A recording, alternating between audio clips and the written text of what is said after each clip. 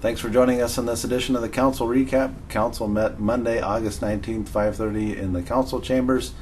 First item of business was 3 public hearings for tax abatement applications, 2 home and 1 for a hotel. First one was with the Housing and Redevelopment Authority and Riverland Community College, a partnership there, estimated $200,000 home. Moving forward, the council approved that as being in conformance with our tax abatement policy.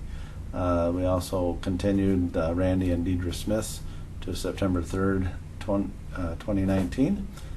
So that one got continued on. We moved on to abatement for Monroe County Development Group, who's proposing a $5.8 million hotel in downtown Austin. The estimated abatement from the city share would be capped at $85,000. The county and school district did not choose to participate in the tax abatement. Council on a 4-2 vote supported the abatement. So we also need to work with the Port Authority, who has a development agreement on that project that required all 3 taxing jurisdictions to approve the abatement. So we'll visit with the Port Authority to see if there's any change that they want to make to accommodate the city's actions, but not completing the other requirements of the development agreement. Moving on, we approved the council priorities for requesting funds from the Hormel Foundation. Leading that was a police drone. Second was Riverside Arena improvements to the ceiling to increase the energy efficiency of the facility. Other ones, Todd Park Bridge. We had roughly 12 items that were submitted. So those will move forward with the priority ranking from the city for the Hormel Foundation's consideration. We moved on. We had ordinance that we needed to update our local option sales tax ordinance. There was a technical compliance issue with a lawsuit that was filed that impacted us indirectly. Were contacted by the state, and they suggested we take action to update our ordinance to be in conformance with that court ruling. Effectively doesn't change anything for the collection of the sales tax, but council approved that to be in conformance with that new court ruling. We had a gambling application at B&J Bar. We had a small change there and approved that. To accommodate what the state had suggested to us, we approved a community festival application for Harvest Fest that'll be going on at the B&J Bar, where they'll be using the parking lot that's adjacent to their facility.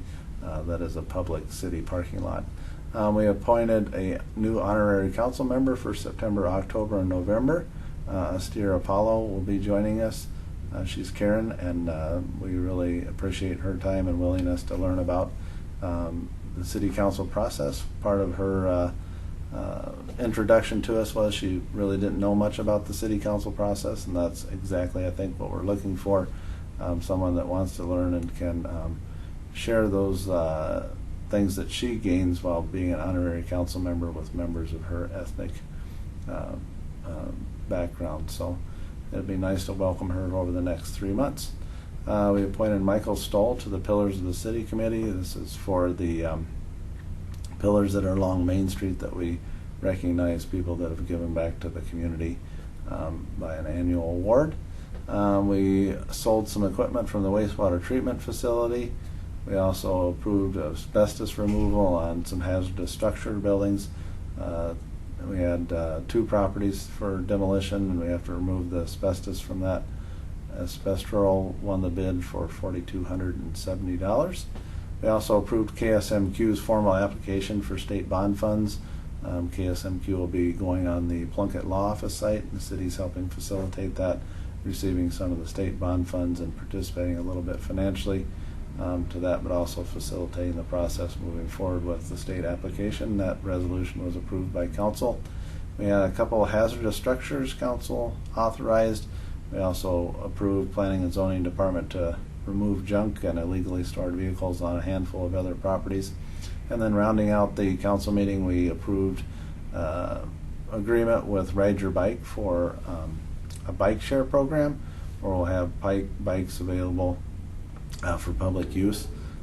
These are connected to the internet, and you'll be able to get on an app and download and pay for the bike for a small nominal fee to use the bike, and we can keep track of them. This is kind of phase 2 of the Red Bike program will have a little bit more security controls. But we thank Ride Your Bike for their participation and donation to the city and making the project possible. We'll work with them, try to roll it out in the next little bit here, but we'll really get going in earnest hopefully next season. If you have questions on these or any other items, don't hesitate to give me a buzz. Give me a shout out. My number is 437-9941 or craigc@ci.austin.mn.us. We'd love to hear from you. Otherwise, have a great day.